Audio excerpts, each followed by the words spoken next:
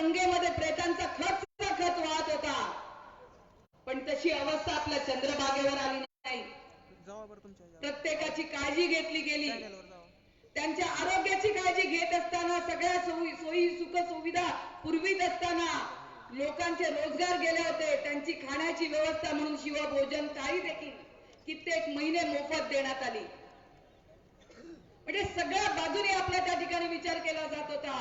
आणि ज्या वेळेला माननीय उद्धव साहेब, आदित्य साहेब महाराष्ट्रातल्या लोकांची कुटुंबाचा सदस्य म्हणून काळजी घेत होते, त्यावेळेला आपलेच हे 40 गद्दार कशा पद्धतीने बाळासाहेबांच्या या पुत्राला या मुख्यमंत्र्यांच्या गादीवरून खेचता येईल याच्यासाठी व्यूहरचना करत होते, कट रचत होते.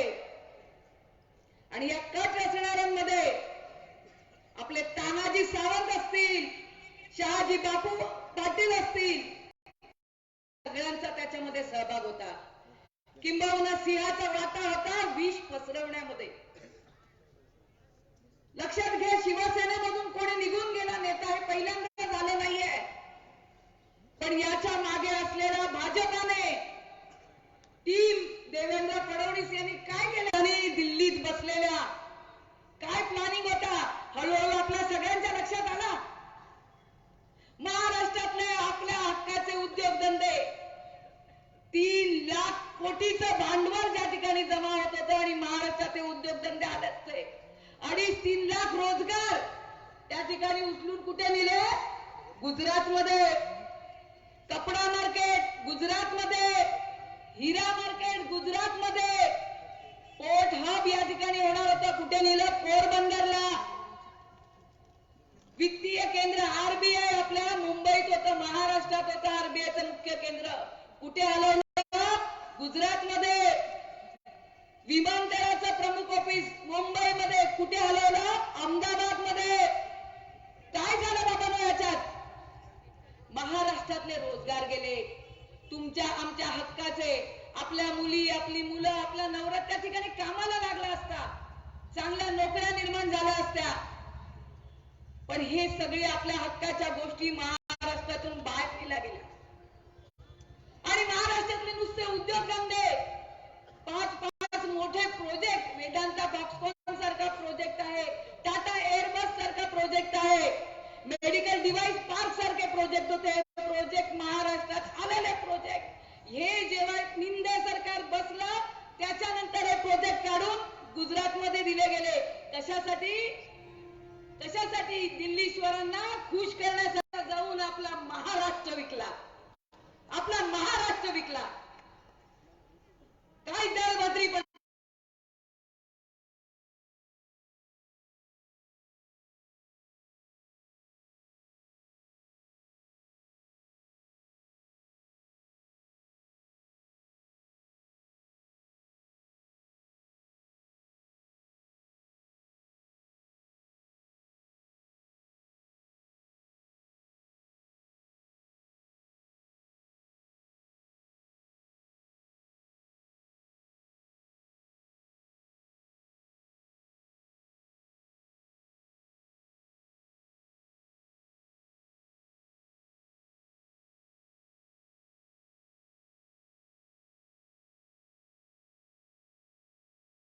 आपली रजा घेते. जय हिंद, जय महाराष्ट्र. धन्यवाद ताई. यानंतर महाराष्ट्रापुढे ज्यांनी स्वतःच्या विश्रांतीचा त्याग केला, आणि महाराष्ट्रापुढे ज्यांनी स्वतःच्या विश्रांतीचा त्याग केला, माणसांना आणि माता भगिनींना राजकारणाचा स्वाभिमान शिकवला, ज्यांनी आम्हाला संकटाशी सामना करण्याचं शिकवलं, आणि महाराष्ट्राचं राजकारण ज्यांच्या संवादाने सोळो करून सोडलं, ज्यांचा काळ आमचा वारसा बाळासाहेबांच्या आणि बाळासाहेबांच्या संघर्षाचा आहे, असे महाराष्ट्राची वागीण, शिवसेनेची वागीण, महाराष्ट्राची मुलक मैदानी तोफ सन्माननीय शिवसेनेच्या उपनेत्या सुषमाताई अंधारे यांना मी विनंती करतो, आजच्या या विराट विरोधाला विरोध म्हणून विरोधी पक्ष जनतेला फक्त पोकळ आश्वासन देत होता. तेव्हा मात्र उद्धवा, तू शिवभोजन देऊन गरीब जनतेला मायेने 2 घास भरवत होता.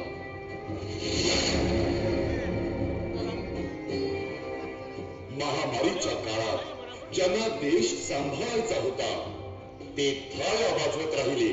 रविवार को शाम को ताली बजा करके, थाली बजा करके, घंटी बजा करके हम उनके प्रति अपनी कृतज्ञता व्यक्त करेंगे. गंगा माईची शववाहिनी झाली. आज सामान्य माणूस श्वासाश्वासाला मुकला. पण महाराष्ट्र आणि ठाकरे सरकार WHO आणि IIM च्या कौतुकास पात्र ठरला. डॉक्टर तद्रुस ने कई देशों की तारीफ की जिनमें धारा भी काफी था. केंद्राची कर्जमाफी आजवर फक्त कागदोपत्रीच वाढली. पण 531 कोटीची कर्जमाफी करून उद्धवा असं छत्रपतींच्या राज्यात मराठी माणूस अगदी छाती ठोकून म्हणाला. पण आज त्याच काही दिल्लीतल्या लोकांना भुलून काहींनी आपल्याच माणसांशी गद्दारी केली. झगडत होता. मुख्यमंत्र्यांच्या यादीत मुख्यमंत्री आम्हाला आणि मराठी माणूस पहिल्यांदा भाऊ मोकळून राहिला.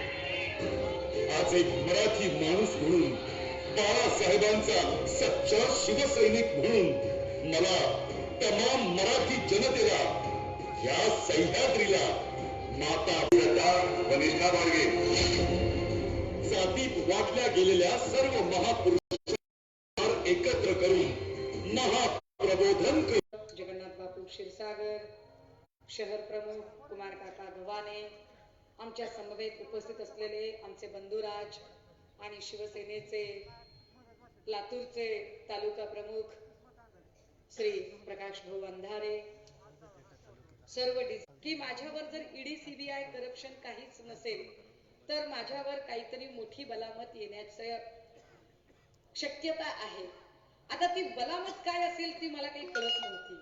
आधी त्यांनी बलामत म्हणून माझा भुतका उकरायचा प्रयत्न केला, फुसका निघाला. मग त्यांना वाटलं की अजून काहीतरी करूया. मग काय करायचं?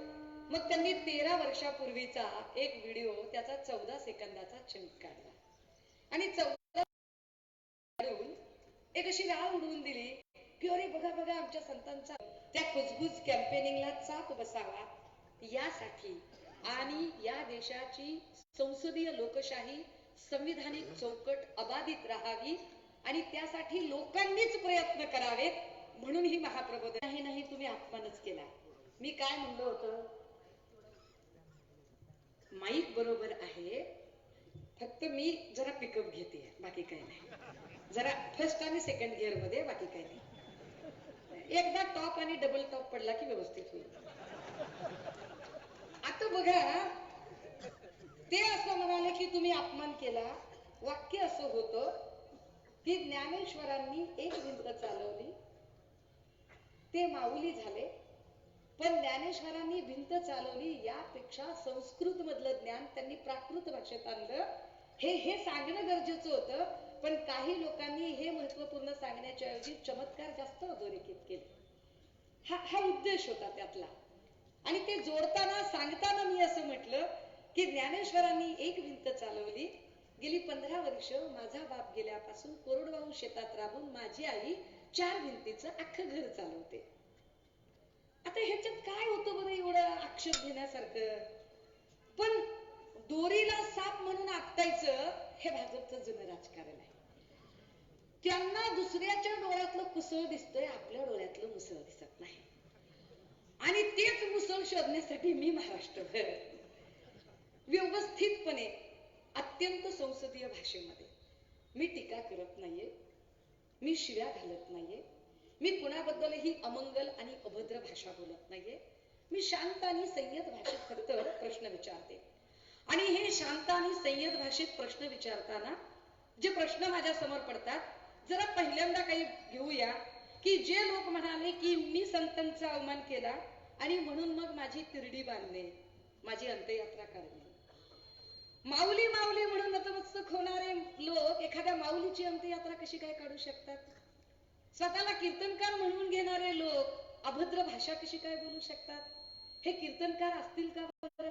कारण वारकरी संप्रदायातला जो सच्चा वारकरी आहे, ज्याला तुळशीच्या माळेची आण आहे आणि जाण आहे आणि तो मान आहे, तो कदाचित अर्धा नको ना वाढू आवाज, मोकर शिट्टी मारायले ते अशा एवढं काहीतरी उद्योग करताय ना. आता ऐकल मग ऐकल तर चालूच आहे त्याचं आपलं. मुलीचा बिचारीचा आदर करूया. जरी तिने आपल्याबद्दल अभद्र भाषा वापरली तरी सुद्धा आपण अत्यंत सन्मानाने, ती माऊलीच आहे, बिचारी कोणाच्या तरी भ्रमाखाली आली असेल, प्रभावाखाली आली असेल आणि त्यांनी काही काही म्हटलं. पण मुळात मी तर फार म्हणजे काहीतरी तार्किक बोलत होते. पण माझ्या आधी कुणी कुणी बोललं तेव्हा संत महापुरुषांचा अपमान झाला का? अंकित भैया पहिली स्लाइड टाकायची. आता मी हे फटाफट घेणार आहे कारण मला पुढे महत्वाचा काही मुद्दा मांडायचा आहे की सावरकर, स्वातंत्र्यवीर सावरकरांचा त्यांचं साहित्य जे प्रकाशित झालं त्या साहित्यामधला हे पेज मी जशाच तसं आपल्या समोर दाखवत आहे. हा सूर्य हा जयद्रथ. यामध्ये काही अंडरलाईन केलेली वाक्य आहेत. सावरकर साहित्य भाग पहिला. काही लोकांना वाचता येत नसेल शेवटच्या, म्हणून मी खालची ओळ वाचते. वर असं लिहिलेलं आहे, ज्ञानेश्वरांच्या पुढे रिद्धी सिद्धी हात जोडून उभे असता ते रेड्याच्या मुखी वेद बोलू शकले, पण रामदेव राजा अलाउद्दीन तुझ्यावर चालून येतो लाही जी सूचना देता आली असती ती मात्र ज्ञानेश्वरांना रेड्याच्या तोंडून वा स्वतःच्या तोंडून रामदेव रावास देता आली नाही. निर्जीव भिंत चालू शकले पण सजीव माणसे आपल्या मंत्रबळे चालून विंध्याद्रीच्या खिंडीत अलाउद्दीनचा मार्ग दे उभे करू रोखू शकले नाही. कोण म्हणते? यांचे नाव संभाजी भिडे, तसे यांचे नाव मनोहर भिडे आहे. संभाजी हे नाव यांनी नंतर धारण केलेले आहे. यांनी तशी अनेक मुक्ताफळे उधळलेली आहेत. आंबा खाल्ल्यावर मुलगा होतो, माझ्या बागेतला खाल्ल्यावर मुलगा होतो असंही हे म्हणाले होते. मध्ये एका माध्यम प्रतिनिधीच्या, महिला माध्यम प्रतिनिधीशी बोलताना म्हणाले की विधवेसारखं कपाळ माझ्या समोर घेऊन येऊ नको. खर तर एवढे सगळे वाक्य, बऱ्याच गोष्टी आहेत भीमा कोरेगाव, आता ते त्याच्यात जात नाही मी, फार गोष्टी आहेत. या सगळ्यांमध्ये जेव्हा ते बोलले तेव्हा त्यांच्यावरती किती आक्षेप घेतले बरं भाजपाने, किती निषेध. जे मनोहर भिडे महिला माध्यम प्रतिनिधीशी अत्यंत अभद्र व्यवहार केला, तेच मनोहर भिडे जेव्हा आमची भाऊजाई, आपली अमृतवहिनी, जेव्हा आमची भाऊजाई म्हणाली की मंगळसूत्र घातल्यावर गळा दाबल्यासारखं होतंय, जर माऊली तुकोबांपेक्षा मनु श्रेष्ठ होता, हे वाक्य माऊली तुकोबांचा अवमान करणारे नाही का? मग मनोहर भिडेचे आता ते सगळे जे कुणी भागवत संप्रदायामध्ये घुसलेले, मोहन भागवत संप्रदायाचे घुसखोरी करणारे धारखरी, ते भागवत संप्रदायाचे नाहीत, मोहन भागवत संप्रदायाचे. रामराज्य का कल्पना हमको दिया, दुर्गा पता नहीं कहां से आ जाता है.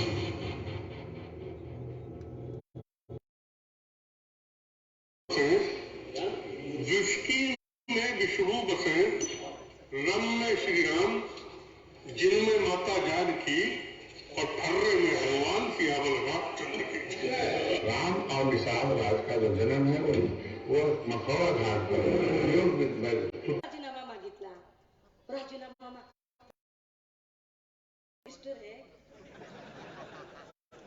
किती बालिशपणा आहे की माझा राजीनामा मागता. देवेंद्र भाऊनी माझा राजीनामा मागावा, सन्माननीय उपमुख्यमंत्र्यांनी माझा राजीनामा मागावा. I am very much thankful to Devendraji. मी देवेंद्रजींच्या बाहेर आलोय तरी एवढं सळो की पळो करून सोडलंय तुम्हाला. अरे अजून शिवसेनेचे वाघ, आमचे राखीव खेळाडू बाहेर यायचे आले नाही. ही महाप्रबोधन यात्रा आहे. महाप्रबोधन शब्द हा प्रबोधनकारांच्या नावाशी रिलेट करतो. ज्या प्रबोधनकारांनी या शिवसेनेचं शिवसेना हे नामकरण केलं, सत्याला सत्य म्हणावे हे सांगितलं, आणि होय मी वंदनीय बाळासाहेबांची शिवसैनिक आहे हे अभिमानाने सांगते, कारण वंदनीय बाळासाहेब केलं नसतं मला. मी तुमच्या विरोधात बोलते आणि मला ईडी लावता येत नाही, सीबीआय लावता येत नाही, म्हणून माझ्यावर धर्माच्या शस्त्राचा आधार घेता आणि धार्मिक शस्त्राने हिला कापता येईल का, हिला मारता येईल का, हिचा वैचारिक खून करता येईल का, हिचं प्रतिमा हनन करता येईल का, असे जर प्रयत्न करत असाल तर खबरे हो सगळे 90च्या बिलकुल पोचवायचे. आमच्या तानाजी भाऊचे खबरे असतील तर त्यांनी पण येणारे मी आमच्यावर तुम्ही बुमरेंग करायला बघता. बरं कुणाला निवडलं, वारकरी म्हणून निवडलं कुणाला, ज्या माऊलीला निवडलं की नाही काय ते. अरे कीर्तन म्हणजे प्रबोधन रे, कीर्तन म्हणजे लोकांना शहाणं करणं, कीर्तन म्हणजे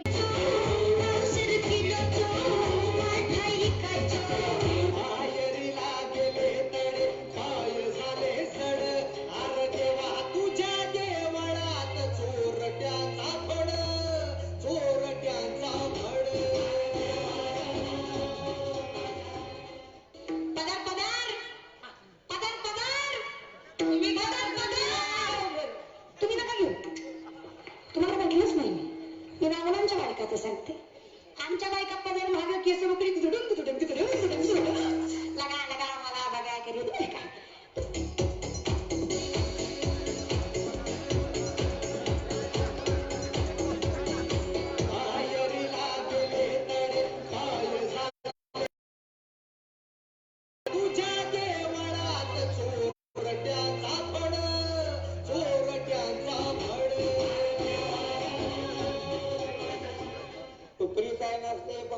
पंकजा मंडळी असते, मी अजूनचा मसा ठामा देवा सगळी मुलं वासात.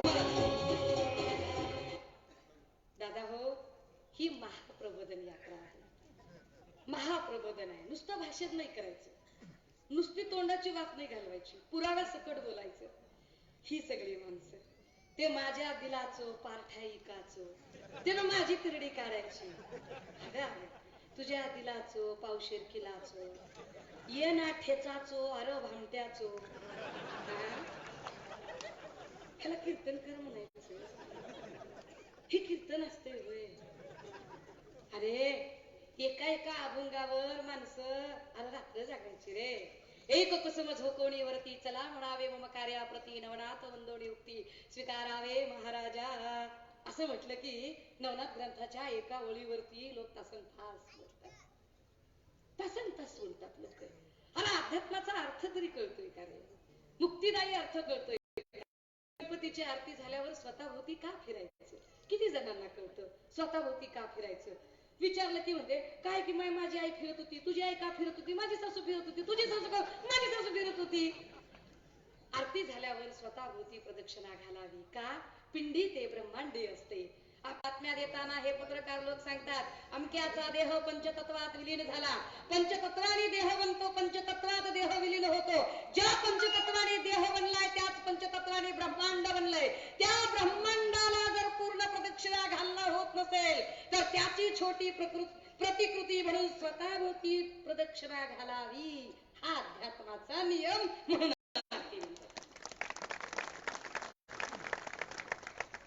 येत नाही आम्हाला, कळत नाही. अरे तुम्ही कॉप्या करू करू पास झाला तर लय अभ्यास केलाय, लय अभ्यास करून आलो इकडं, कारण आमच्या जवळ दुसरं काहीच नव्हतं ना मेरिट शिवाय. गरीब माणसं आम्ही. यांनी काय बोलले काय नाही हे सुद्धा बऱ्यापैकी लोकांनी ते ऐकलं बघितलं. दादा हो, या सगळ्यांमध्ये ज्या ज्या लोकांनी हे वातावरण तयार केलं, तुम्ही विचार करा. बंडा तात्या कराडकरांची जी शेवटची क्लिप वाजली त्याच्यात ते सुप्रियाताई आणि पंकजाताईंबद्दल बोलले. पंकजाताई भाजपच्या असल्या तरी सुद्धा पंकजाताई असतील, सुप्रियाताई असतील, सुषमा अंधारे असेल, सगळ्या बहुजनांच्या लेखी ना, बहुजनांच्या लेखी बाळी, उपेक्षित वर्गात आलेल्या लेखी बाळी. मग श्री श्री रविशंकरला विरोध करू शकत नाही, भाजपचा आमदार नरेश अगरवालला विरोध करू शकत नाही. दस्तूर खुद्द मोदी म्हणत आहेत की मैं हिंदू रिलीजन नहीं मानता. काल सुब्रमण्यम स्वामी जी म्हणाले वो कोई हिंदुत्ववादी नहीं है, रावण बहुत बुद्धिमान था, मोदी कोई रावण नहीं हो सकता किंवा क्योंकि मोदी के पास बुद्धी नहीं है. मी म्हणलं नाही, सुब्रमण्यम स्वामींनी म्हटलं.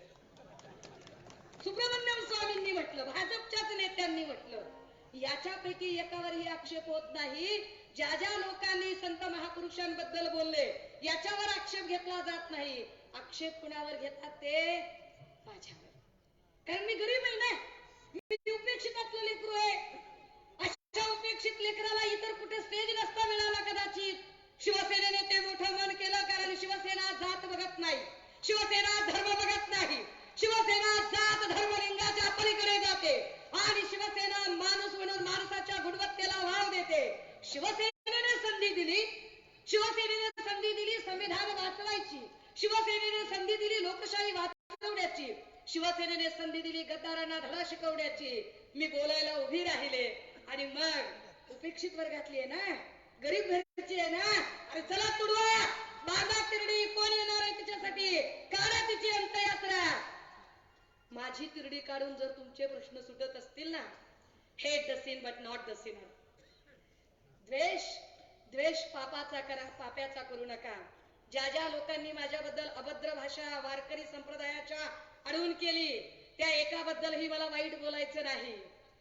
त्यांना परमपिता परमेश्वर जी काही चैतन्यदायी शक्ती असेल, जी काही सुप्रीमो पॉवर असेल, ती सुप्रीमो पॉवर त्यांना सद्गती आणि सद्बुद्धी प्रदान करू. मी नाही त्यांच्याबद्दल वाईट बोलणार. परंतु या सगळ्या लोकांचे कनेक्शन नंतर उघड झाले, ते प्रत्येकाचे भाजप सोबत उघड झाले. जेवढे जेवढे व्हिडिओ अपलोड झाले ते सगळेच्या सगळे सोशल मीडियाच्या भाजपच्या आणि मनसेच्या पेज वरून व्हायरल झाले. हे ठरवून केलेलं राजकारण होतं. आणि का केलं? मग ते म्हणाले आम्ही तिरडी. अरे तुम्ही प्रतिकात्मक काय, तुम्ही ओरिजिनल जरी माझी तिरडी बांधायची ठरवली ना, तरी पण शेवटपर्यंत शिवसेनेशी इमान राखून घाबरत नाही तुम्हाला. आणि राहिला प्रश्न की अरे गरीब आहे, उपेक्षित वर्गातली आहे, कोण आहे तिच्या सोबत, या भ्रमात राहू नका. कारण महाराष्ट्रातला चांद्यापासून बांद्यापर्यंतचा प्रत्येक शिवसैनिक माझा भाऊ म्हणून, माझा पाठीराखा म्हणून माझ्या सोबत आहे. शिवसेना पक्षप्रमुख सन्माननीय उद्धव साहेब, युवासेना प्रमुख सन्माननीय आदित्यजी, शिवसेनेचा संपूर्ण परिवार ठामपणे माझ्या पाठीशी उभा आहे. आणि ही सगळी आमची कुटुंब म्हणून ताकद आहे. आता हे सगळं का राजकारण केलं या लोकांनी, कशासाठी केलं बरं? तर राजकारण करण्याची 2-3 कारणं होती. एक, महाप्रबोधन यात्रेचा तर मोठा धसका होताच होता, पण महाप्रबोधन यात्रेत आम्ही आमची विंग फोडतोय, महापुरुषांचा अवमान करताय ती माणसं. माझा राजीनामा मागतात आशिष शेलार आणि चंद्रकांत पाटलांचा राजीनामा मागत नाही. दादा जरा 6 नंबरचा हिडीव लावा, तेवढा हिडीव लावाच जरा, लावा लावा. काय काय म्हणली जरा हे सगळी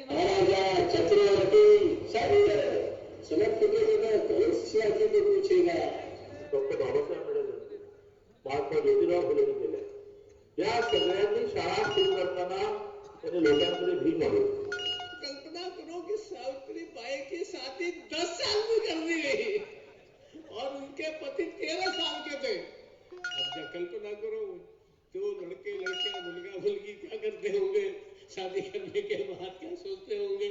वो तो उस जमाने में बहुत से लोग एक प्रिस्क्राइब्ड फॉर्मेट पे बाहर निकलने के लिए माफी मांगते थे. छत्रपति शिवाजी ने 5 बार पत्र लिखा था औरंगजेब को. तो बाहर जाने की कोई जरूरत नहीं है, यही महाराष्ट्र में आपको मिल जाएंगे. शिवाजी तो पुराने की बात है. शिवाजी महाराजांचा जन्म कोकणाचा. शिवाजी बद्दल असं प्रकारचं वक्तव्य कोणी करू नये. शिवाजी महाराज को औरंगजेब ने पकड़कर उस समय लेकर गए थे, आगरा के अंदर किले में बंद कर लिया था. पर शिवाजी महाराज ने खुद के लिए नहीं, पर हिंदवी स्वराज्य की स्थापना के लिए वहां से तरीके से बाहर आए. और बाहर आए इसलिए भारत के अंदर हिंदवी स्वराज्य की स्थापना कर सके. ऐसा ही माननीय एकनाथ शिंदे को रोकने की भी बहुत कोशिश हुई, पर आप भी शिंदे साहब बाहर आए. और आप बाहर आए तो आज ये उल्लास है.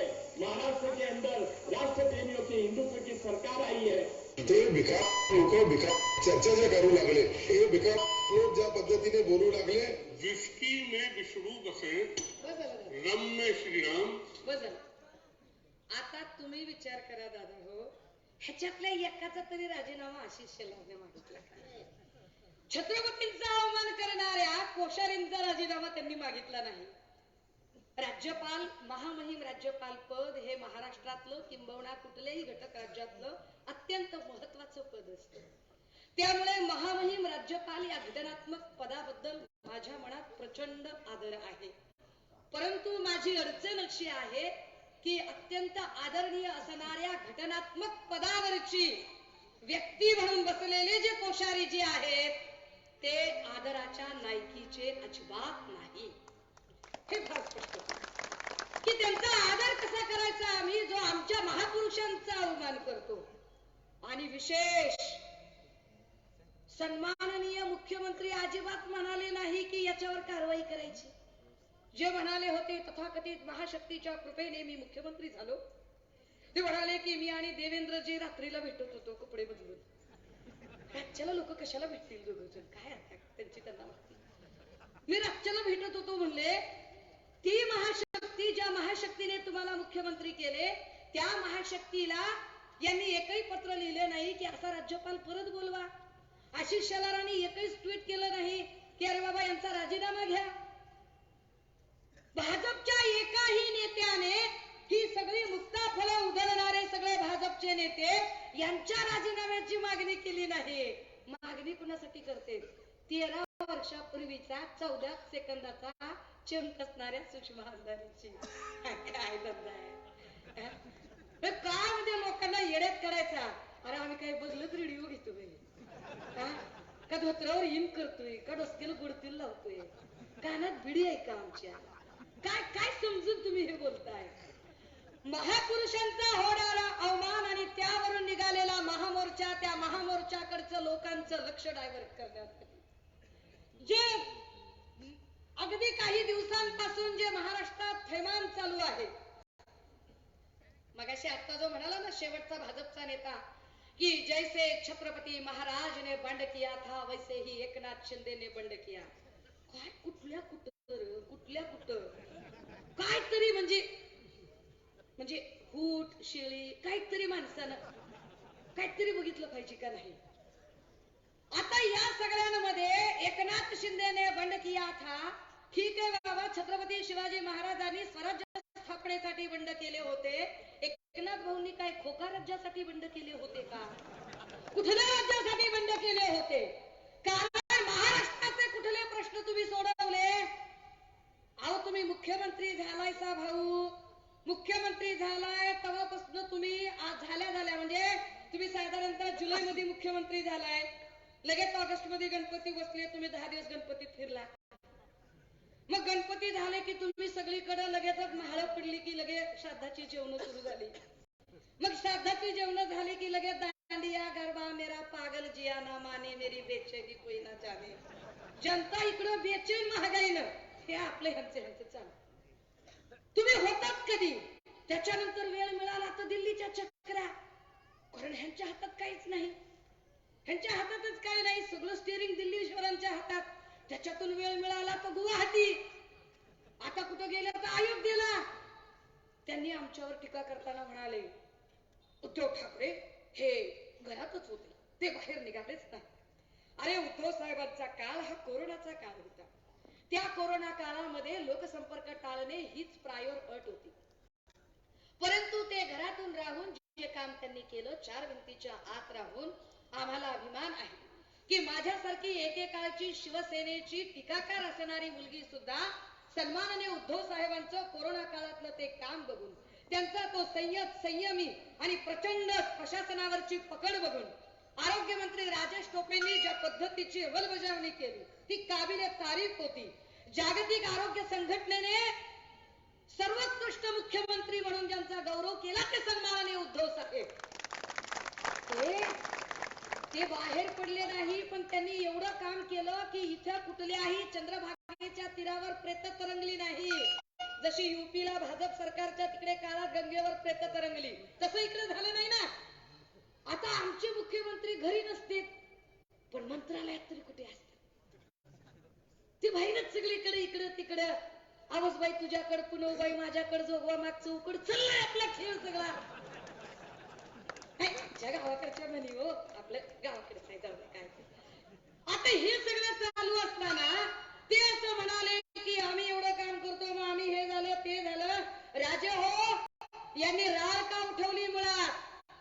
कारण भाजपची एक नीती आहे मूळ मुद्दा जेव्हा जेव्हा त्यांना डायव्हर्ट करायचा असतो तेव्हा तेव्हा भाजपा अशा पद्धतीचं राजकारण करते आणि कुठल्या तरी शिड्याकडीला ऊत आणायचा प्रयत्न करते आणि चर्चा डायव्हर्ट करायला ठरवते. भाजपचं हे जुनी पद्धत आहे, हे जुनं राजकारण आहे. कोश्यारींच्या वक्तव्याकडून, चंद्रकांत पाटलांच्या वक्तव्याकडून लोकांचं लक्ष डायव्हर्ट करायचं, सुधांशु त्रिवेदीच्या वक्तव्याकडून लोकांचं लक्ष डायव्हर्ट करायचं, यासाठी त्यांनी आमच्यावरच उलटा डाव टाकायचा प्रयत्न केला. कारण आम्ही प्रश्न विचारतोय ना, आणि आम्ही अखेर असं हिडीव दाखवू प्रश्न विचारतोय.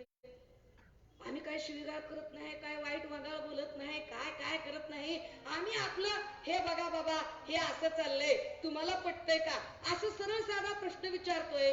आणि सरळ साधे प्रश्न विचारणं त्यांना सहन होत नाही. त्या सरळ साध्या प्रश्नांपोटी मग ते हैराण होतात. दादा हो, महाराष्ट्रासाठी एकनाथ शिंदेने बंड किया असं म्हणणारे जे लोक आहेत त्यांनी विचार करावा की अरे गुजरातचं इलेक्शन समोर आलं की तुम्ही महाराष्ट्रातले उद्योग गुजरातला पाठवले, कर्नाटकचं इलेक्शन आहे म्हटलं की महाराष्ट्राची गावं तुम्ही कर्नाटकला जोडायला निघालात. म्हणजे उद्योग गुजरातला, गावं कर्नाटकला, मंत्री गुवाहाटीला. आपण काय करायचं इथं? आपण राहुल शिवराचे क्लिप बघायच्या. आय लव्ह यू राशी, आय लव्ह यू. लय भारी आवाज येतो, लय भारी.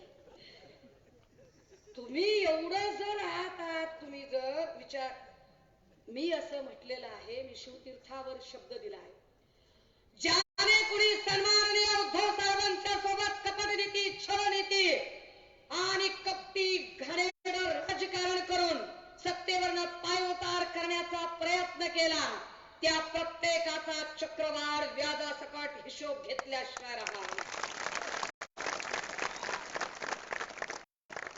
त्याच्यात हितला बी होता आमचा एक भाऊ, काय त्यानं संपर्क प्रमुख होता. काय त्यांचं ज्ञान सांगा. हे बघा, काय जरी आपल्या घरात आपण काय जरी आपल्या लेकराला बाळ्या म्हणलं, तान्या म्हणलं, पिंट्या म्हणलं, तरी 4 म्हणतात असं नाही म्हणत. 4 माणसात आपण नाही, तान्या घरात नाही असं बाहेर नाही. मला असं तान्या बिन्या म्हणलेलं आवडत नाही, असं नाही, असं हे चुकीचं आहे. आपण आपला भावडे आहे, काय करणार आपलं भावडे. मग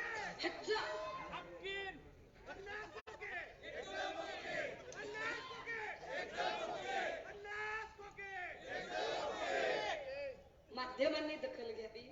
मी अजिबात बोललेली नाही, मी बोललेलीच नाही. कारण मला माहिती आहे सरकारी ही जी पोलिस थांबलीत का, ही संरक्षणासाठी कमी, ही काय बोलती ह्याच्यात अडकवण्यासाठी जास्त काय आपलं काय तुमच्यावर काय बंधन नाही हो, तुम्ही काय हुकमाचे ताबेदार. आज त्यांचा ऐकता, उद्या आम्ही घेतच करणार. हिशोब बरोबर फिट्टम फट करायचा आपल्याला. दादा हो, आता ही जे आमचा भाऊ होता, इकडे संपर्क प्रमुख होता, ह्याला तिकडे यवतमाळ मधला इकडे आणला, इकडे त्याला निवडून आणला, त्याला कॅबिनेट मिनिस्टर केला, त्याला एवढ्या चांगल्या चांगल्या बिचाऱ्याला संधी दिल्या. त्याचा दुसरा भाऊ म्हणजे आपलाच भाऊ शिवाजी भाऊ, त्याला बी आपण काय कमी दिलं का बरं? कुवतीपेक्षा जास्त दिलं की हो. इमानदार लोक बाजूला ठेवले, जाऊ दे बाबा, ही समजदार आहे, ही संभाजी शिंदे समजदार आहे, किंवा आपला दुसरा डिकोला समजदार आहे, पण हिले रटकाय चिडका बिब्बा आहे, ह्याला पहिलं द्या म्हणलं आणि दिलं की द्या. चिडक्या बिब्ब्याला दिलं का नाही आधी आपण, पण दिलं तर ह्याची बौद्धिक कुवत किती, ह्याची कुवत बघायची. बरं, ह्याला काय म्हणणार पुन्हा, मी भिकारी होत नसतो. बघा मगरुरी किती आहे. अंकित भाऊ दावा तेवढं आहे एका नेत्याच्या चिरडणाऱ्या वक्तव्याची. सैनिकांच्या पत्नीबद्दल अश्लाघ्य वक्तव्य करणाऱ्या प्रशांत परिचारक यांचं प्रकरण ताजे असताना आता शिवसेनेचे नेते तानाजी सावंत अडचणीत सापडण्याची शक्यता आहे. कारण एक वेळ मी महाराष्ट्राला भिकारी करेन पण मी भिकारी होणार नाही असं वक्तव्य सावंत यांनी केल्याचा दावा एका क्लिपद्वारे करण्यात येतोय. हा व्हिडिओ सध्या सोशल मीडियावर व्हायरल झालाय. जिल्हा परिषद निवडणुकांच्या प्रचाराच्या वेळेस सावंत यांनी हे वक्तव्य केल्याची माहिती आहे. दरम्यान आम्ही या व्हिडिओची सत्यता पडताळली नसून तानाजी सावंत यांची प्रतिक्रिया मिळवण्याचा प्रयत्न करतोय. तानाजी सावंत हे यवतमाळ मधून शिवसेनेचे विधान परिषदेतील आमदार आहेत.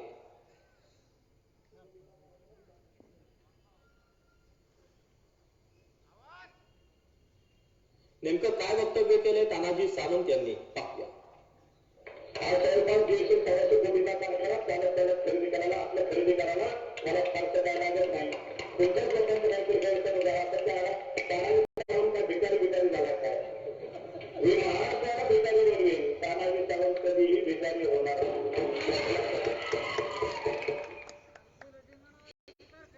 100-150 कोटीचा कारखाना चलत चलत खरेदी करतो. चलत चलत. अरे हे दादा तू चलत चलत खरेदी करशील पण चलत चलत खरेदी करण्याची तुझी जी कुवत आहे ती ऐपत आहे. ती ऐपत कुणी बनवली? ती शिवसेनेने बनवली. ती वंदनीय बाळासाहेब ठाकरेंनी बनवली.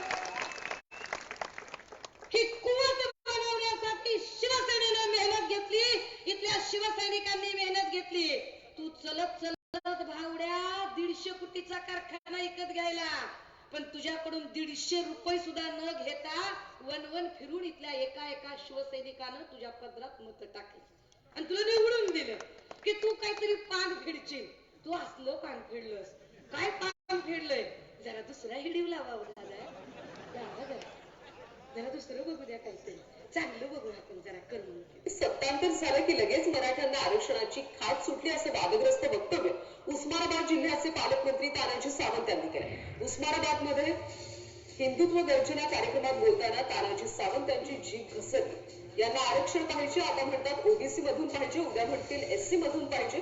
त्यांचा बोलविता धनी कोण आहे हे सर्वांना माहिती आहे असंही ते म्हणाले. तानाजी सावंत यांच्या या विधानामुळे आता नवा वाद निर्माण झाला. सरकारमध्ये मंत्री असलेल्या व्यक्तीने एका विशिष्ट जातीबद्दल असं बोलणं योग्य नाही अशी प्रतिक्रिया सध्या उमटते. आरक्षण आणि आता सत्तांतर झालं की पुन्हा आरक्षणची खास पाहिजे मलाही पाहिजे. माझ्या पुढच्या पिढीला आरक्षण पाहिजे आणि श्रमाला घेतल्याशिवाय आणि माझे जे नेते आहेत आजचे मुख्यमंत्री एकनाथजी शिंदे आणि देवेंद्र फडणवीस मराठ्यांना आरक्षणाची खाज सुटते. भाषा बघा. मंत्री माणूस आहे काय भाषा वापरते.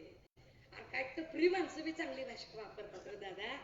जरा तरी त्या पदाला शोभणारी भाषा असावी. मराठा समुदायामध्ये अरे इथं 150 रुपये तू चलत चलत 150 कोटीचा कारखाना घेतो दादा. अरे इथं 150 रुपयाच्या कामासाठी दिवसभर अशी उन्हात अन्नात राबणारी आणि बांधावर काम करणारी आमची कुळी कुणबटाची मराठ्याची आमची लेकरं आहेत. त्या लेकरांचा विचार तुझ्या डोक्यात नाहीये आणि त्यांनी काय मागितलं ह्याला काही खिशातलं द्यायचंय. ह्याला काय ह्याचा बाप हिस्सा द्यायचा आहे. ह्याच्या खिशातलं काय द्यायचंय, ह्याच्या घरचं काय द्यायचंय, ह्याला ह्याच्या खळावरचं काढून द्यायचंय का आणि ह्याला लोकांची खास काढणार. आता अशा लोकांचा आपल्याला व्यवस्थित माज उतरवावा लागेल. तो उतरवण्यासाठीच आणि ताऱ्यावर आणण्यासाठी कारण येड्याच्या हातात दिलं वाड.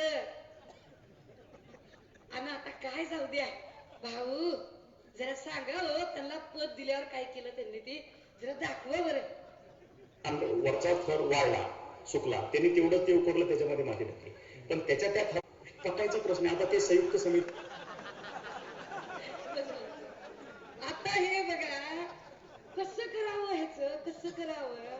मी क्या करू तुम्हाला तानाजी भाऊ म्हणून मी तुला बाहेर कुठं नेत नाही म्हणलं तर का धंदा आहे. देवा एवढा मोठा मंत्री केल्यावर खेकड्याने धरण फोडलं म्हणते कसं व्हायचं यांचं. आणि असली लोक बुद्धिमत्तेची लोक ज्यांची बौद्धिक कुवत नाही ते अंधारात पडून गेले तिकडे. ते सुरत वाया गुवाहाटी गोवा असं करून आले. अंधारात पळून गेले लपत छपत आले. ब्लॅक कमांडोची प्रोटेक्शन घेऊन गेले. ब्लॅक कमांडोच्या प्रोटेक्शन मध्ये बाहेर आले आणि मंत्रिपदाची सत्ता घेतली. आणि जशी मंत्रिपदाची सत्ता आली आणि प्रोटेक्शन आणि सिक्युरिटी मिळाल्या की त्या सिक्युरिटीच्या जीवावरती ते वाटतील त्या पद्धतीने बोलायला लागले. आणि बौद्धिक कुवत नसताना ते सन्माननीय पक्षप्रमुखांवरती टीकास्त्र सोडवायला लागले. काय कुवत यांची. आणि अशा लोकांनी या लोकांना जागा दाखवली पाहिजे म्हणून महाप्रबोधन यात्रा आहे. ही महाप्रबोधन यात्रा जेव्हा आम्ही करायचं सुरुवात केला आणि आम्ही एका एका भागात जायला लागलो, आम्ही काय करतोय, आम्ही प्रश्न विचारतोय. आम्ही साधे साधे प्रश्न विचारतोय. काय प्रश्न विचारतोय अंकित भाऊ? पहिला गोष्टीशी अवेअर असणं. मला असं वाटतं की हे जे पहिला प्रश्न बघा त्यानुसार दर की एक एक प्रश्न कळला पाहिजे लोकांना. लोकांना माहिती कळली पाहिजे की अरे या सगळ्या गोष्टी ज्या भाजपने सांगितल्या होत्या त्याचं नेमकं काय झालं. अंकित भाऊ पहिला प्रश्न सांगा जरा लोकांना समजा. मंत्री आहात तुम्ही, त्याच्या आधी मंत्री आहात. 2000 जे काय असेल 1997 साली धरण झालं, आघाडी सरकारच्या काळात झालं, घेतलं नाही. नेक्स्ट कर की. तुझं लक्ष नाही वाटतं माझ्याकडे भाऊ. बघ जीएसचं मोदी जी भी म्हणाला होता बहुत हुई महंगाई की मार, अब की बार मोदी सरकार. पण ह्या वाढत्या महागाईवर मी मात्र गपगार. देशातला शेतकरी कामगार आत्महत्या करतो. भूकमारीमुळे निष्पाप गरीब जनता ध्वस्त झालीये. जगण्यासाठी लोक चोऱ्या माऱ्या खून दरोडे करू लागले. या सामाजिक परिस्थितीला कोण जबाबदार याच उत्तर द्या. किती साधा प्रश्न आहे आमचा की बाबा तुम्ही 2014ला 19ला तुम्ही सत्तेत येताना 10 वेळा आम्हाला जाहिरात करू सांगितलं की महागाई आम्ही कमी करणार आहोत. तुम्ही म्हणत होता की बहुत हो चुकी महंगाई की मार आपकी बार. नाही आता पुढे मला बोलवत नाही. बहुत हो चुका वो इमोशनल अत्याचार. त्या सिलेंडरवाल्या आजी होत्या, त्या अशा सिलेंडरवर बसून आंदोलन करायच्या आमच्या स्मृतीताई. हा आता त्यांची स्मृती इराणला गेली का काय झाले त्यांना. यादाश्त खो चुकी है क्या वो की तुम्ही जी काही आंदोलनं केली होती की महागाई वाढत आहे. अरे कोणती महागाई. तेव्हा 350 रुपयाला गॅस मिळत होता, आता 1250 रुपयाला गॅस मिळतोय. परवडतोय गोरगरीबाला. अरे 200 रुपयात बक्कल चॅनल बघायला मिळायचे. टीव्ही दिले तर दिले, नाही तर तेल लावत गेले. काय विषय नव्हता त्याच्यात काही. आता रक्कन 500 ते 700चा रिचार्ज मारावा लागतोय. 28व्या दिवशी रात्रीच्या 12 वाजता मेसेज पडतो. रात्रीच्या 12 वाजता your subscription has ended, please recharge. बायको म्हणते आवक सकाळी सांगत होते तुम्ही काय ऐकतच नव्हतं तुम्ही. कसं ऐकायचं, पैसाच नाही. खिशी कापली की सगळ्यांनी. आपल्या कष्टाचे आपल्या घामाचे पैसे दर वाढवला. डाळीचा दर वाढला, आटाचा दर वाढला, रिचार्ज वाढले, गॅसचे दर वाढले, प्रत्येक गोष्टीचे दर वाढले. आणि पैसे कुठे गेले दादा हो. पैसे अरे पैसे गेले आमचे सगळे. पैसे गेले खोक्यांमध्ये बंद झाले. खोके घेऊन लोक ओके झाले आणि ते ओके घेऊन मोठे मोठे बोके झाले. मग बोकेच आम्हाला पुन्हा पुन्हा सांगायला लागले. मग ओके झालेल्या लोकांना महाप्रबोधन यात्रेतनं आता रोके रोके आम्ही त्यांना रोखणार म्हणून महाप्रबोधन यात्रा म्हणून सांगण्यासाठी की या महागाईला कोण जबाबदार आहे. गोरगरिबांचं शिक्षण काय परिस्थिती आहे राजे. अरे कोणत्या मंत्री संत्र्याचं लेकरू जिल्हा परिषदेच्या शाळेमध्ये शिकतंय. जिल्हा परिषदेच्या शाळेत शिकतात ती गोरगरिबाची माणसं, गोरगरिबाची लेकरं. आणि तिकडे कॉन्व्हेंट मध्ये लाख 2-2 लाख रुपये भरून जे शिकतात ना ती आमदार खासदार मंत्र्यांची लेकरं. पैसे आहेत आपल्याकडे. एखादं लेकरू शिकवल घरातलं 2-2, 3-3 लेकरं कशी शिकवायची. कोरोनाच्या काळातली अवस्था आठवा. काय परिस्थिती होती. ऑनलाईन शिक्षण, स्मार्टफोनचा रिचार्ज कसा करायचा. किती परिस्थिती वाईट. एकाच वेळेला जर घरात 4 लेकरं असतील, 4 लेकरांचे वर्ग असतील तर 4 लेकरांना 4 स्मार्टफोन कुणाच्या बापाचे चालायचे. ह्याच्यावर कोण बोलला. चलत 150 कोटीचा कारखाना विकत घेणारा त्याला शक्य आहे, आपल्याला कुठे शक्य आहे राजे हो. आपण काय करायचं. आम्ही प्रश्न विचारतोय. अरे महागाईचा दर कधी कमी होणार. देवेंद्रजी अध्यक्ष महोदय हे बरोबर नाही. तुम्ही वचन दिलं होतं अध्यक्ष महोदय.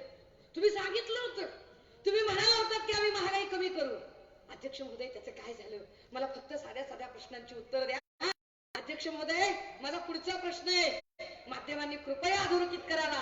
अंकित भाऊ, पुढचा प्रश्न सांगा. मेक इन इंडियाचा साक्षात्कार. देशातला तरुण बेरोजगार. देशाच्या बेरोजगारीचं प्रमाण 9% घसरलंय. कंपन्यांना टाळं टाकल्याने रोजगाराला आळा बसलाय. म्हणून देशात तालुका आणि जिल्ह्याच्या ठिकाणी जायचं म्हणलं तर तिकिटाला पैसे किती लागतात? एका समजा असं विचार करा की 500 जागा निघाल्या, पोलीस भरतीच्या 500 जागा निघाल्या, किंवा कुठल्या तरी ग्रामसेवक तलाट्याच्या 500 जागा निघाल्या. 500 जागेसाठी 50-50 हजार भरतात. 50 तालुक्याच्या ठिकाणी परीक्षेला जायला एक परीक्षेला जाण्यासाठी किमान 2000 रुपये एका लेकराला खर्च करावे लागतात. गोरगरिबाच्या घरात 2000 रुपये नाहीत एका परीक्षेला द्यायला.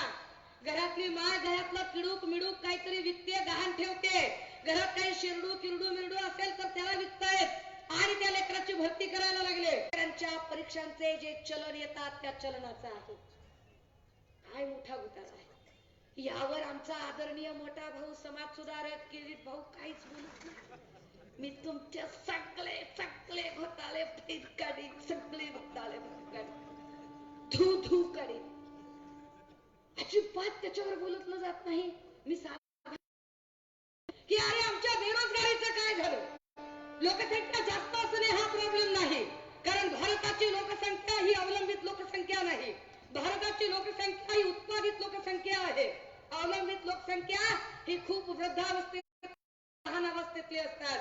भारताची लोकसंख्या मग नाक्यावर पुरं एकमेकांना व्हॉट्सअप पर GB per day 1.5 GB data असं करते, नुसतं असं करते. घरातल्या माया म्हणतात सारखा काय रे मोबाईल मध्ये बोट घालतोयस, जा की बाहेरून कामधंदा बघ. कुठून बघ? पॉलिटिक्स शिकवलं जातं. द्वेषमूलक राजकारणाचे मेसेजेस टाकायचे, धर्मांमध्ये तेढ निर्माण करणारे मेसेजेस टाकायचे आणि काही झालं की नेहरूंनीच केलं म्हणायचं. काय कमाल आहे. काही झालं की नेहरूंनी केलं. मोदीजींना एवढं तरी कळावं, अहो मोदीजी तुम्हाला निवडून आणण्यासाठी जी मतदान केंद्र उभी राहतात ना प्रत्येक शाळेमध्ये, त्या सगळ्या शाळां तुम्ही सभा घेता ते सगळे स्टेडियम ते नेहरूच्याच काळात बांधून झाले. आणि तुम्ही प्रवास करता ती विमानतळ बी त्याच्याच काळातली आहे. तुम्ही विकून टाकले, तुम्ही काय केलेलं नाही. कोण बोलते ह्याच्यावर? आपण प्रश्न विचारायला लागले की सुषमा अंधाराला कसं अडवायचं ते बघते. नसतंय आडत, एकदा बी नसते, बिलकुल नाही. मी चळवळीतून आलेलं लेकरू आहे. पुन्हा पुन्हा सांगायले नवऱ्याचा, बापाचा, लेकाचा, भावाचा असं काही दर बोट धरून आलेली नाही राजकारणात. लय चळवळीतून अभ्यास करून लय टक्के टंपे खाऊन लय भट्टीतनं आली आहे. होय, माझ्या बोलण्यात रग आहे, लय रग आहे माझ्या बोलण्यात. माझ्या बोलण्यात रग आहे कारण माझ्या जगण्यात धग आहे. मी धगीचं आयुष्य जगून आली, मी हुरपळून आली, मी टक्के सोसले आहेत सगळे. मी गरिबी बघितली आहे, मी भूक बघितली आहे, मी बेरोजगारी बघितली आहे, मी कष्ट बघितले, माझ्या आईच्या हाताचे घट्टे बघितले, मी तिथं 2-4 ठिगळाचं लुगडं बघितलंय म्हणून मी बोलतेय. आम्ही एसीतनं येऊन बोलत नाही आहोत, आम्ही लोकांचे प्रश्न मांडतोय. काय प्रश्न आहेत अंकित भाऊ? चल तिसरा हिडीव लावणार. मोदीजी तुम्ही म्हणाला अभद्र टिप्पणी केली जाते. कधी गुलाब पाटलांसारखा एखादा नेता मस्तवालपणे वक्तव्य करतो, कधी अब्दुल सत्तार सारखा माणूस अत्यंत टपोरी, घाणेरडी आणि मवाल्यांची भाषा वापरतो. या लोकांवरती भाजप अजिबात बोलत नाही.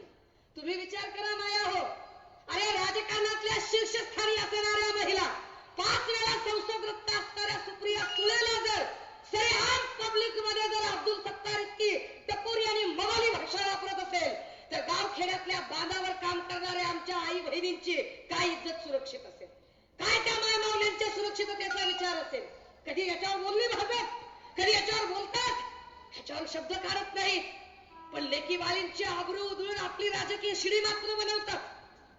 ज्या संजय राठोडवरती बलात्काराचे आरोप केले आणि स्वतःची राजकीय शिडी बनवली, तोच संजय राठोड यांच्या मंत्रिमंडळात बसतो, तेव्हा अजिबात प्रश्न विचारत नाही. आणि आम्ही प्रश्न विचारले की टोचतय. तुमचं वल्ल बी जळतंय, वाळलं बी जळतंय, आमचं काय धुपत आहे, नुसता धूर निघत आहे. अरे काय महिला सुरक्षा तुम्ही केली? काय कुठं महिला सुरक्षित आहे? अरे राजे हो, 7 वर्षाचं लेकरू बी सुरक्षित नाही, 70 वर्षाची म्हातारी बी सुरक्षित नाही. काय करतंय सरकार? कुठं आहे सरकार? आम्ही त्या भंडाऱ्यामध्ये गेलो, संजनाताई सोबत होत्या. एका माऊलीवर 4 वेळा बलात्कार व्हावा. कशामुळे? पहिला बलात्कार झाला वाघिणीवर, पहिला. भाकर मागत होती, अर्धा भाकर. अर्ध्या भाकरीसाठी बिचारी धडपडत गेले बाहेर. अर्धी भाकर देतो म्हणून नराधमांनी नेलं आणि बेशुद्ध पडलेल्या अवस्थेत त्या भंडाऱ्याच्या लाखणीच्या पुलाखाली आणून टाकली. पेट्रोल ड्युटी करणाऱ्या 2 महिला लेडी कॉन्स्टेबलला सापडली. लेडी कॉन्स्टेबलनी आणली आणि लाखणी पोलीस स्टेशन मध्ये माऊली टाकली. पण स्टाफ कमी होता, पोलिसांची काय चूक. दुसरीकडे एक सरपंच अन्नाच्या शोधात पुन्हा बाहेर पडली. पुन्हा तिघांनी तिला पुन्हा त्याच पद्धतीनं ओरबाडलं आणि त्या भाकरीच्या तुकड्यासाठी एकही आरोपी पकडला जात नाही. बरं, त्या माय माऊलीला आम्ही मदत द्यायला गेलो तर भाजपवाल्यांनी मध्ये जाऊच दिलं नाही, भेटू पण दिलं नाही. पब्लिक डोमेन मध्ये फेसबुक लाईव्हला माझ्या पेजला जाऊन बघा, व्हिडिओ आहे. नाही भेटू दिलं त्या माऊलीला. आम्ही एसपी कडे गेलो, अहो म्हणलं कुणी ऑर्डर काढली, का भेटू देत नाही? आम्हाला नका भेटू देऊ, तिच्या नातेवाईकाला पाठवा. फक्त आमच्या पक्षप्रमुखांनी मदत पाठवली, मदत द्यायची नाही म्हणले, मदत मी द्यायची नाही. अहो त्यांना बाहेर पाठवा, नाही पाठवत. आम्हाला आज जाऊ द्या, नाही जाऊ देत. बरं ठीक आहे, तुम्ही मदत देता का? आम्ही मदत दिली नाही. का देत नाही? बँक अकाउंट नाही. का बँक अकाउंट नाही? नाही म्हणले तिथे जरा. आम्ही तिच्या गावाकडे गेलो, तिचं बँक अकाउंट का नाही म्हटलं तर गावातल्या पोलीस पाटलानं सांगितलं, ताई त्या माऊलीला घरच नाही. राजे हो, 14 ऑगस्टला आम्हाला कळतं की त्या माऊलीला घरच नाही. आणि 14 ऑगस्टच्या संध्याकाळी आमचे आदरणीय पंतप्रधान मोदी साहेब म्हणतात, हर घर आजादी का अमृत महोत्सव होगा. भाई और बहनों, मैं आपको अपील करता हूँ कि हम सब आजादी का जश्न मनाएंगे बड़े हर्षोल्लास से और घर घर में तिरंगा फहराएंगे, हर घर तिरंगा लगाएंगे. अरे लाओ की तिरंगा, कोण नाही म्हणतोय लाओ की तिरंगा? अरे पण हर घर तिरंगा लगाएंगे. जब तुम्ही म्हणत आहात ती माऊली, तिला मदत द्यायला बँकेत खातं नाही, खातं का नाही तर पत्ता नाही, पत्ता का नाही तर घर नाही. अरे ज्याला राहिला घरच नाही, त्यानं तिरंगा कुठं लावायचं सांगा? ह्या प्रश्नाचं उत्तर काय आहे तुमच्या? हे प्रश्न नाही विचारायचे आम्ही, ह्याच्यावर काहीच बोलायचं नाही. असे प्रश्न विचारले की बोलते. मग अशी काहीतरी शंभूराजे देसाई माझ्याबद्दल बोलत होते. काय बोलावं सुचत नाहीये त्यांना. रोज 2-4 कॅबिनेट मिनिस्टर उचक्याच लागतात. बहन आहे मी, लय लाडकी बहन आहे, 40सात एकच बहीण आहे.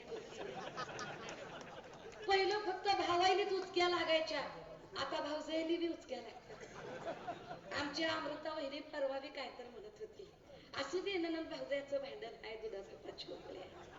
पण आज करणारच मुख्यमंत्री होते. मी एका प्रतिनिधीला विचारलं पंढरपूरमध्ये की दादा तुमचं लाईव्ह युनिट तिकडे गेलो होतं, काय बोलले मुख्यमंत्री? काय नाही काय म्हणले, काहीच बोलले नाही. काय 30 काहीतरी चाललं होतं कारखान्याचं, बाकी काही बोलले नाही. मी म्हणलं चला तरी पण काहीतरी हेडिंग सापडते का बघूया. तर त्याच्यात मला एक हेडिंग सापडली, हे सरकार सर्वसामान्यांचं सरकार आहे, सर्वसामान्यांना घेऊन चालणारं सरकार आहे. हो का? तुम्ही सर्वसामान्यांना घेऊन चालताय, बेरोजगारांना घेऊन चालताय तुम्ही?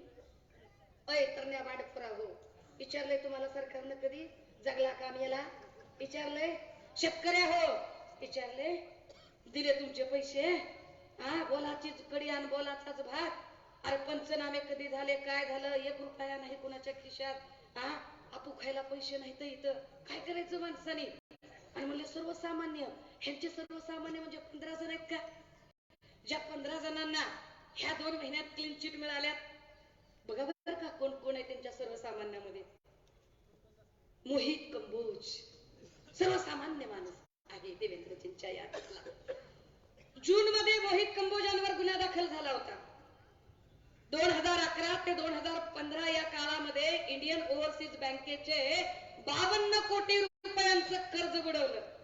52 कोटी रुपयांच्या कर्जाचा जो मामला होता त्याचा गुन्हा मोहित कंबोजवरती दाखल होता. देवेंद्रजी सत्तेत आले, आता 23 डिसेंबरला क्लीन चिट दिली. बघा बरं का, भाजप मधला असला की स्वच्छ चारित्र्याचा क्लीन चिट, मिंदे गटातला असला की स्वच्छ चारित्र्याचा क्लीन चिट, शिवसेनेतला असला की तुमचे सगळे घोटाळे मी बाहेरच काढणार. इतकं कसं करावं, इतकं कसं.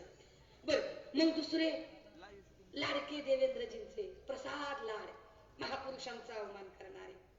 Crystal Tradecom private limited company आणि हनुमंत गायकवाड यांची बीबीजी कंपनी, दोन कंपन्यांची मिळून बीबीजी क्रिस्टल कंपनी तयार झाली होती.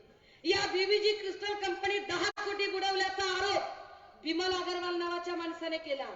हा बिमल अग्रवाल इतका भांडत होता, प्रसाद लाडच्या विरोधात गुन्हा दाखल होत नव्हता, तो न्यायालयात गेला आणि न्यायालयाने सांगितलं की गुन्हा दाखल करा. गुन्हा दाखल झाला. 2014चं प्रकरण. मुंबई आर्थिक गुन्हे शाखेने आता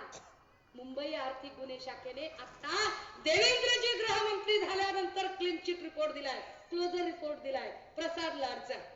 जरा तिसरा सर्वसामान्य प्रवीण दरेकर, हे आमचे शेजार पाजारचे भाऊ नाही, हे शेजार पाजारचे.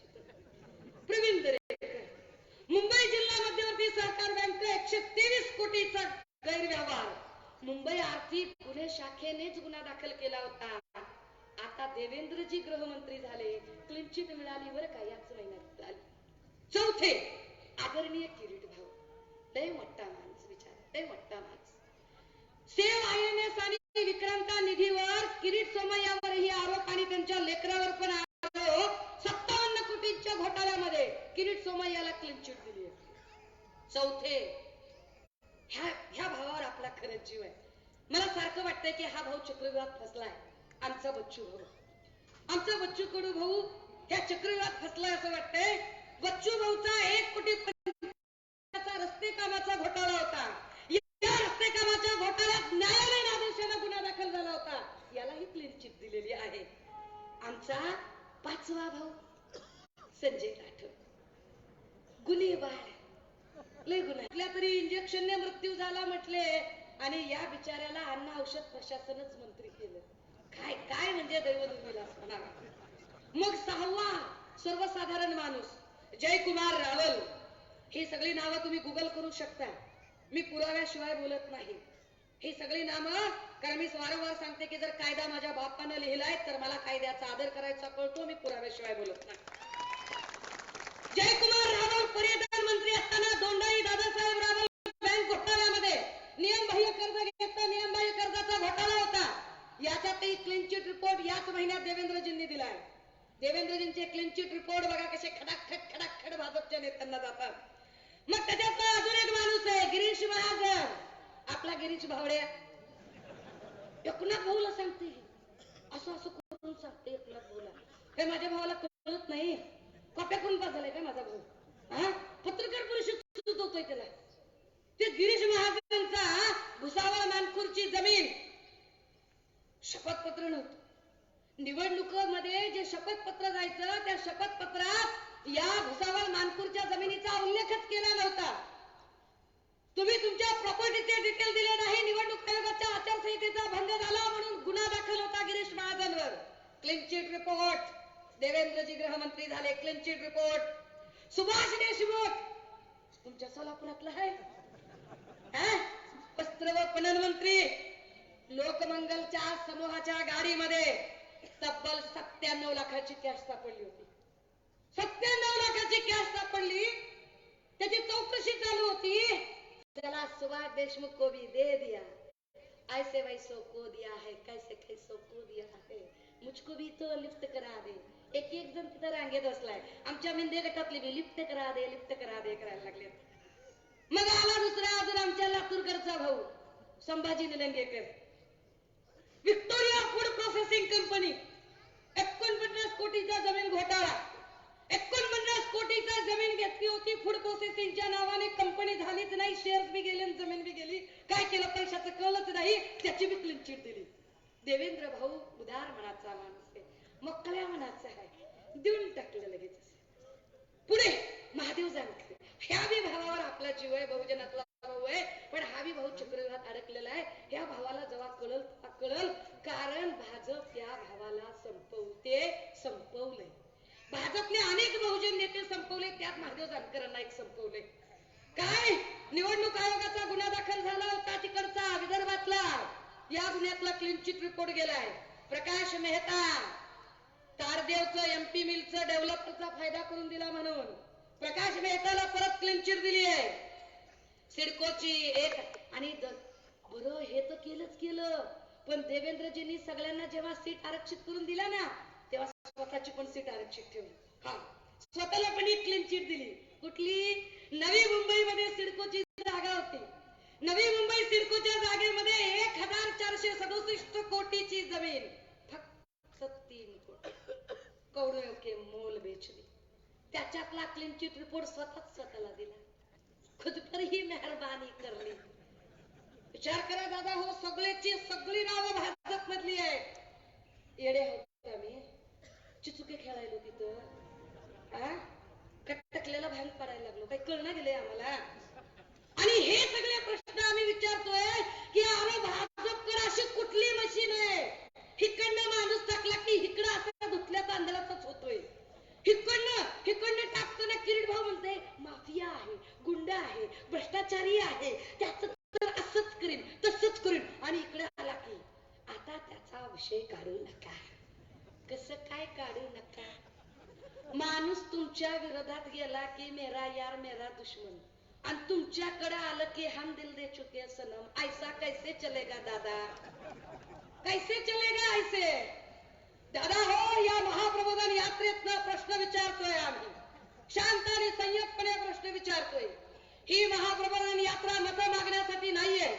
ही महाप्रबोधन यात्रा लोकांना सत्य काय ते समजावून सांगण्यासाठी आहे. ही महाप्रबोधन यात्रा लोकांना हे सांगण्यासाठी आहे की अरे तुम्ही ज्यांना निवडून देताय ते निवडून देताना जरा तरी विचार करा.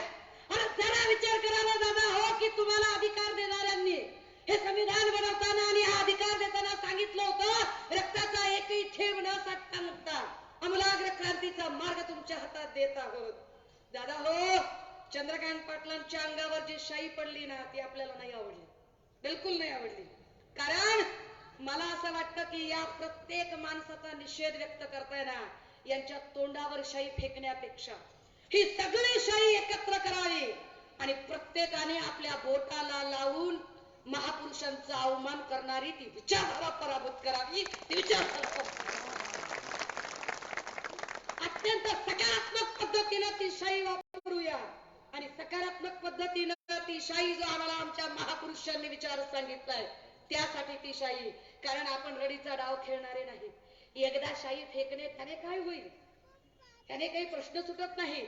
सकारात्मक मार्गाने जाऊया, लोकशाहीच्या मार्गाने जाऊया, संसदीय मार्गाने जाऊया, एकेकाला प्रश्न विचारूया.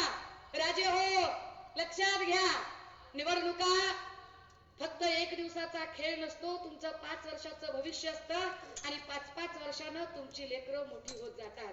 4 निवडणुकामध्ये तुमचं लेकरू वयात यायला लागतं. वयात आल्यावर तुम्हाला प्रश्न विचारतं अरे आमचं काय, तुम्ही काय करणार? कारण गव्हर्नमेंटनेच काही प्लॅनिंग केलं नसेल तर गव्हर्नमेंटने तुमच्यासाठी काही प्लॅन आखावेत, तुमच्यासाठी योजना कराव्यात, यासाठी सरकार योग्य निवडलं गेलं पाहिजे. जर तुम्ही फेकणार, गप्पाट्या, थापा मारणारं सरकार निवडलं तर काय होईल तुम्ही तुमचं ठरवा. मी माझ्या परीनं फक्त सांगते की बुडती हे जन न देखवे डोळा म्हणून एकळवळा येत असे तुकोबा नाही सांगतो. बुडतंय जग. मला जेवढं शक्य होतं तेवढं मी तुम्हाला सांगायचा प्रयत्न केला. शिवसेनेने सत्तेचा मोह कधीच केला नाही. शिवसेनेने कायम मराठी माणसाचे हित बघितले, महाराष्ट्राचे हित बघितले. शिवसेना सत्तेच्या मोहात असती तर शिवसेनेने आक्रस्ताळेपणा केला असता. सन्मान्य उद्धव साहेबांनी आक्रस्ताळेपणा केला नाही. मी पुन्हा येईन असा आरडाओरडा केला नाही, भिंती रंगवल्या नाही वर्षाच्या. सन्मान्य उद्धव साहेब अत्यंत सन्मानाने खाली उतरले होते आणि आम्ही ठरवून घेतलंय सगळ्या शिवसैनिकांनी, ज्या कपट कारस्थानाने, ज्या कूटनीतीने त्यांनी सन्मान्य उद्धव साहेबांना पाय उतार करायचा प्रयत्न केला त्याच्या 50 पट अधिक सन्मानाने त्याच वर्षावर आम्ही उद्धव साहेबांना म्हणून ही महाप्रबोधन यात्रा आहे. दादा हो, तरी न्यूनते पुरते. जास्त झालं असेल तर कमी करून घ्या, कमी झालं असेल तर तुम्ही विचार करून ऍडिशनल सुचवा. मला जेवढं शक्य होतं तेवढं मी सांगितलं. मला माहिती आहे मी एवढं बोलल्यावर ते पुन्हा माझ्यावर काही ना काही संकट आणणार. काहीच संकट नाही तर कदाचित माझा घातपात करणार. त्यांना जे करायचे ते करो बापडीचे.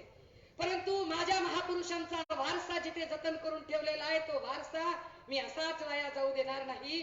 महाराष्ट्र, अखंड महाराष्ट्र राहण्यासाठी जर इथे प्रबोधनकार ठाकरेंनी, शाहीर अमर शेखांनी, अण्णाभाऊ साठेंनी आपलं प्राणपणाला लावलेले होते, तर तो महाराष्ट्र वाचवण्यासाठी सन्मान्य उद्धव साहेबांचे छोटे छोटे शिवसैनिक म्हणून आम्ही सगळे हा सेतू बांधण्याचा प्रयत्न करत आहोत. आपण या प्रयत्नाचे सहभागी व्हावं, आम्हाला साथ असावी, आशीर्वाद असावा, बस एवढंच मागणं आपल्याकडून मागत आहोत. दादा हो, कुणाच्याही भावना दुखावण्याचा माझा अजिबात हेतू नाही, पण तरी सुद्धा माझ्या बोलण्यामुळे एकाही मित्र गटातल्या एखाद्या नेत्याला, त्याच्या कार्यकर्त्याला, 90 छाप खबऱ्याला कुणालाही राग आला असेल, वाईट वाटलं असेल, चुकून माकून त्याचा उपमर्द झाला असेल, चुकून माकून काही त्याला मी जास्तीचं बोललो असेल, तर अशा त्या सगळ्यांची त्याच्या मी एकाची बी माफी मागणार नाही. मी माझ्या मनावर थांबते, रजा घेते. जय ज्योती, जय भीम, जय शाहू, जय जिजाऊ, जय महाराष्ट्र. धन्यवाद. काही यानंतर कुणीही जागेवरचं हलायचं नाही. आपल्याला राष्ट्रगीताला सर्वांनी आपण राष्ट्रगीतासाठी स्तब्ध उभारायचे आणि सगळ्यांनी सावधानतेमध्ये उभारायचे. एक साथ राष्ट्रगीत सुरू करेंगे.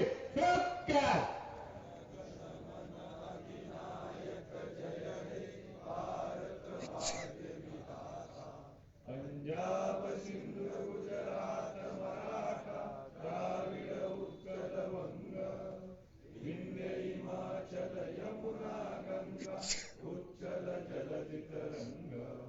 तव शुभ नामे जागे, तव शुभ आशीष मागे, गाये तव जय गाथा. जनगण मंगलदायक जय हे भारत भाग्य विधाता. जय हे, जय हे, जय हे, जय जय जय हे. भारत माता की जय. वंदे मातरम.